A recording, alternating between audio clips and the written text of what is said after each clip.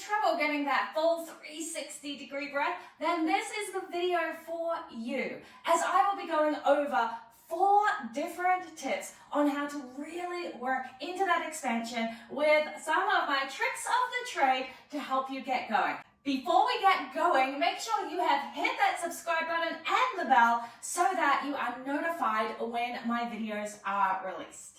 In the last 3 videos, we went over how the bossy muscles can take over and stop you from connecting with your abs and your pelvic floor. In video 2, we went over that rib cage flaring and a really great exercise to help you relax your back and naturally bring that rib cage down without gripping with the abs.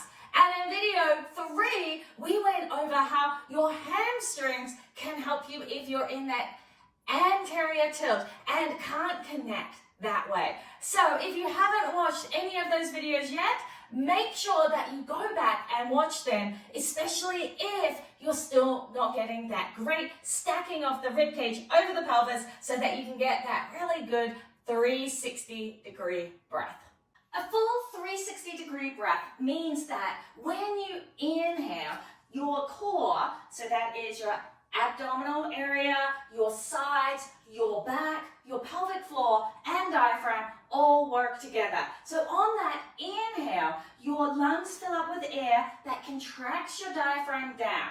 This movement of the diaphragm then allows that belly to expand, sides to expand, back to expand, and pelvic floor to widen and relax. Then on the exhale, the reverse happens. So the pelvic floor contracts, the abs come in, and the rib cage comes in and down, and the diaphragm relaxes back up. So this is that process for the 360 degree.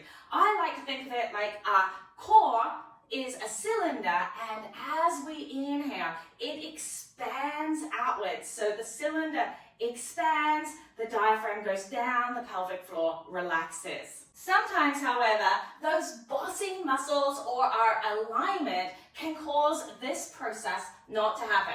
Remember those first 3 videos where we went over those bossy muscles, that anterior tilt, and those forward flared ribcage? Well, that can stop that back expansion from happening, and sometimes it causes the chest to lift with that inhale, or our pelvic floor to actually tighten on the inhale or not relax at all. So what I'm going to do today in this video is give you 4 different tricks on how to help understand each of those areas. But again, if you haven't watched those first 3 videos, I gave a number of tricks to help you get into the right position so that these ones will work. So please make sure you have watched them as well.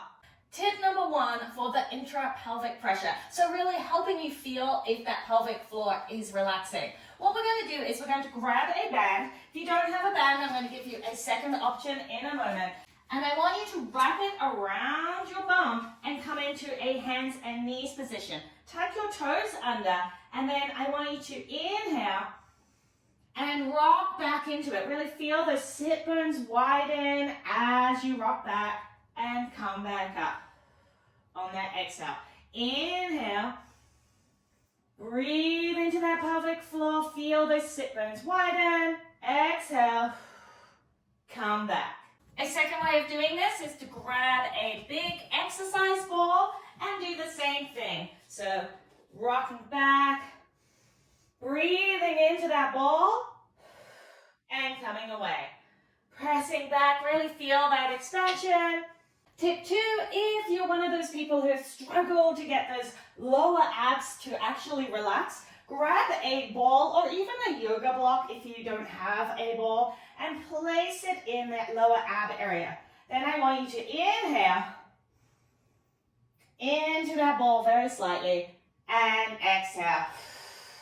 Feel the abs come away. Inhale and exhale.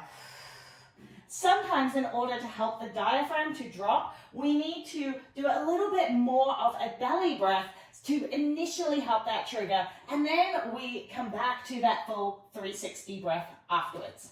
My third tip is to help with that back expansion, and around about about the bra line and above. But don't leave, because my last tip is for that lower back expansion, which is sometimes the hardest to get, especially if you're in that forward flared rib cage. All right, so you're going to grab an exercise ball, or you can use a bench or anything that you have around the home that you can drape over. So in this one, you're going to come forward and just drape over it, making sure your head's nice and relaxed and you're squishing your belly and your chest. Then I just want you to inhale and exhale. So by squishing your belly and your chest, you're going to get more expansion in that back area, which is what we require for that full 360-degree breath. All right, tip 4, for helping you get that expansion in that kidney area just below the rib cage, which is so hard to do when we're in that forward flared position. So what you're going to do is you're going to grab a couple of socks. You can't tell me that you don't have loads of odd socks around the house. I have supermarket bags full of them. So we're going to come down, and I want you to place those socks on either side just under that rib cage. Now, remember all our tricks from video 1 about relaxing, video 2 about bringing that rib cage down. If you need, you can reach. Video 3 about using your hamstrings to activate and bring that pelvis around. And now I just want you to breathe, feeling that expansion and breathing into those socks to get that feedback that you're pushing down and up. And exhale. Inhale.